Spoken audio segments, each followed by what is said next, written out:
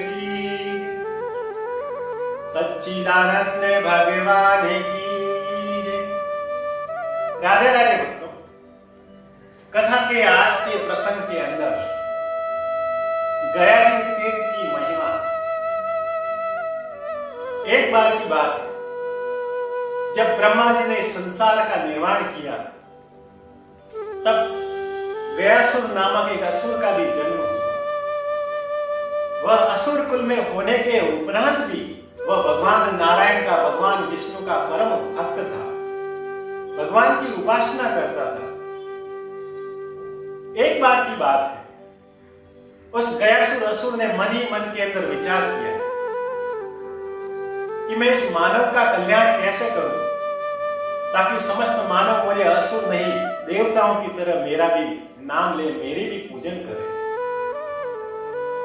इसी उद्देश्य से, इसी भाव से गयासुर ने भगवान नारायण का, भगवान विष्णु का कठोर तप किया।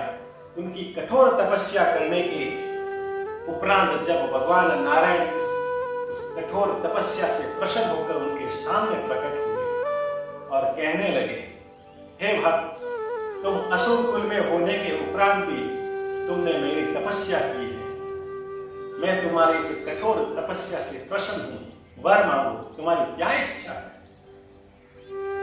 तब गयासुर ने कहा, प्रभु, यदि आप मुझे कुछ देना ही चाहते हैं तो ऐसा वरदान दीजिए कि ये संसार के सभी प्राणी, कोई भी प्राणी केवल मेरे दर्शन मात्र से उनके जितने भी पाप है वो सब दूर हो जाए, जितने भी पाप है वो सब नष्ट हो जाए और सीधा ही स्वर्ग लोक में चले जाए।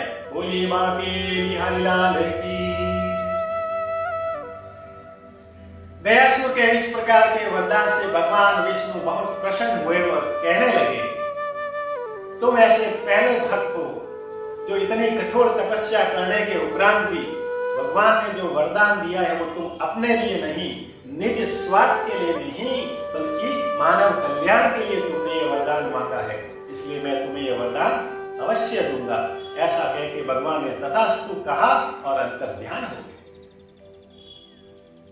गयासुर ने भगवान नारायण के इस प्रकार के वरदान को प्राप्त कर अपने राज्य की ओर चले गए और मन ही मन के अंदर विचार किया कि पूरा संसार मेरा दर्शन करने के लिए मेरे पास आना संभव नहीं है, इसलिए मैं स्वयं समस्त पृथ्वी की यात्रा करूंगा और समस्त लोगों को मैं अपना दर्शन दूंगा। अपना दर्शन देके वो मेरा दर्शन करेंगे तो उनके जितने भी पाप है नष्ट हो जाएंगे और नरक में नहीं जाएंगे, सीधा स्वर्ग लोक में चले जाएंगे। बोली बांके बिहारी लाल की। इस प्रकार से उस गयासुर ने संपूर्ण संसार की यात्रा की। जो भी उसके सामने आते उनका दर्शन करने से उनके जितने भी पाप है वो नष्ट हो जाते और सीधा ही स्वर्ग लोक में, कोई स्वर्ग लोक में तो कोई भगवान के वैकुंठ लोक में, इस प्रकार से दर्शन करा रहे हैं और स्वर्ग लोक के अंदर उनको भेज रहे हैं। ऐसा किया तो नर्क लोक पूरा का पूरा खाली हो गया। अब जब नर्क लोक पूरा खाली हो गया तो यमराज चिंतित हो गए। यमराज ने चिंता की कि इस प्रकार से तो पूरा जो ये प्रकृति का संतुलन है वो बिगड़ जाएगा, नरक लोक में कोई नहीं आएगा तो भगवान ने जो ये विधि का विधान बनाया, नियम बनाया है, वह सब बिगड़ जाएगा। इसका तो केवल उपाय एक ही कर सकते हैं। यमराज सीधे ब्रह्मा जी के पास में गए और ब्रह्मा जी को अपनी चिंता को बताया। ब्रह्मा जी, आपके द्वारा ये संसार बनाया गया है, सृष्टि का जो निर्माण किया है और निर्माण करने के बाद में जो नियम बनाए गए हैं वो सब नियम के विरुद्ध चल रहा है। भगवान, आप किसी भी प्रकार से कोई उपाय करो, नहीं तो पूरा संसार ही नष्ट हो जाएगा, पूरा पृथ्वी का संतुलन बिगड़ जाएगा। यमराज की ऐसी स्तुति सुनकर ब्रह्मा जी ने कहा, तथास्तु, मैं तुम्हारे इस प्रकार की जो ये समस्या है उसका समाधान अवश्य करूंगा। ऐसा कहते हुए गयासुर के पास में गए और ब्रह्मा जी ने गयासुर को कहा, हे गयासुर, इस पृथ्वी पर मैं मानव के कल्याण के लिए बहुत बड़ा विशाल यज्ञ करना चाहता हूं और यज्ञ करने के लिए मुझे पवित्र स्थान की आवश्यकता है। और जिस प्रकार से वर्तमान में तुम्हारा दर्शन करने से सीधे ही स्वर्ग लोक में चले जाते हैं, तो इस पृथ्वी पर तुम्हारे से अधिक तो और कोई पवित्र स्थान है ही नहीं, इसलिए मैं तुम्हारे ऊपर इस प्रकार का यज्ञ करना चाहता हूं। जब ब्रह्मा जी की मुख से इस प्रकार की प्रशंसा सुनी कि गयासुर इस पृथ्वी का सबसे पवित्र व्यक्ति है, तो भगवान की इस प्रकार के मुख से प्रशंसा सुनी तो और ज्यादा उत्साहित हो गए और उन्होंने हाँ भर दी कि प्रभु जैसा आप कहो, जैसा आप करना चाहते हो, मेरे ऊपर आप यज्ञ कर सकते हो। इस प्रकार से भगवान के आदेश देते ही गयासुर लेट गया और उनके वक्ष स्थल पर ब्रह्मा जी और अनेक देवी देवताएं वहां पर आए और यज्ञ करना प्रारंभ किया। देवी देवता और यज्ञ के भाग होने के उपरांत भी उस गयासुर को कुछ नहीं हुआ। तब उस देवी देवताओं ने एक पहाड़ से भी भारी भरकम पत्थर की शिला को उनके वक्ष स्थल पर रख दिया।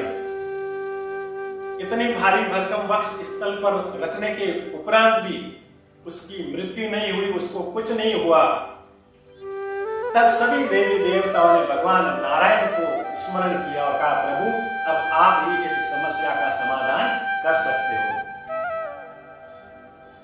भगवान नारायण ने देवता के इस स्तुति को सुना और सीधे ही उस स्थान पर आए जहां पर गयासुर लेटा हुआ था और वक्ष स्थल पर बहुत विशाल एक शिला, पत्थर की शिला थी। भगवान नारायण ने अपने एक पांव को उस वक्ष स्थल पर जहां शिला थी उसके ऊपर रखा और उनके बाहर से उनको कहने लगे, हे गयासुर, मैंने तुमको वरदान दिया था मानव के कल्याण के लिए, परंतु तुम्हारे इस प्रकार के वरदान से इस प्रकृति का जो संतुलन वो बिगड़ रहा है। ब्रह्मा जी के द्वारा जो सृष्टि का जो विधि विधान था वो सब बिगड़ रहा है, इसलिए अब इसको रोकना अति आवश्यक है। गयासुर भगवान नारायण का तो उपासक था, उनका भक्त था, तो भगवान की बात को वो कैसे टाल सकता था, उनकी मर्यादा के विरुद्ध वो कैसे जा सकता था। तब गयासुर ने भगवान को कहा, हे भगवान, आप मुझे 2 वरदान दीजिए। यदि आप 2 वरदान देते हो तो मैं अपने प्राणों को स्वतः ही यहां पर त्याग दूंगा। गया जी ने कहा कि प्रथम वरदान तो मुझे ये दो कि इस संसार के अंदर, त्रिलोक के अंदर जितने भी देवी देवता हैं वो मेरे अंदर समाहित हो जाएं। और दूसरा वरदान दो कि जो कोई भी प्राणी संसार के अंदर जब यहाँ पर मेरे इस स्थान पर आकर अपने पूर्वजों के लिए पिंड दान करेगा तो वो अपने पूर्वजों की जो आत्मा है उसको मुक्ति मिल जाएगी, उसको मोक्ष प्राप्ति हो जाएगी और उस पिंडदान कराने वाले का भी इस जीवन के अंदर कल्याण हो जाएगा, भगवत प्राप्ति हो जाएगी और मृत्यु के बाद में वैकुंठ धाम की प्राप्ति हो जाएगी। ऐसा आप मुझे वरदान दो तो मैं स्वतः ही अपने प्राणों को त्याग दूंगा। बोलिए बांके बिहारी लाल की।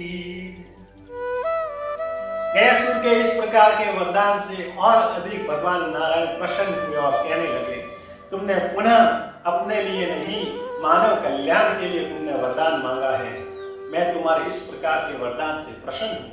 भगवान ने तथास्तु कहा और इस प्रकार से भगवान ने कहा कि तुमने मानव कल्याण के लिए कहा है, इसलिए जब तक कल्प रहेगा ये जो स्थान है वो गया जी तीर्थ के नाम से यहाँ पर जाना जाएगा और संसार के कोई भी प्राणी यहाँ पर आकर अपने पूर्वजों के लिए जब पिंड दान करेंगे तो उनकी मोक्ष मिल जाएगा, उसको मुक्ति मिल जाएगी और कराने वालों को भी भगवत प्राप्ति हो जाएगी। ऐसा कहते हुए भगवान ने उनको आशीर्वाद दिया और अंतर्ध्यान हो गए। बोलिए गया जी तीर्थ की। भगवान के ऐसा वरदान देने से गया जी ने अपने प्राणों को वहीं त्याग दिया और आज भी गया जी जो पटना बिहार के अंदर स्थित है, गया जी पटना के पास में, वहां गया जी तीर्थ को आज देश विदेश के लोग वहां पर आते हैं और अपने पूर्वजों के लिए पिंड दान करवाते हैं और अपने पूर्वजों को मोक्ष और मुक्ति दिलाते हैं और स्वयं भी भगवत प्राप्ति करते हैं। बोलिए गया जी तीर्थ की।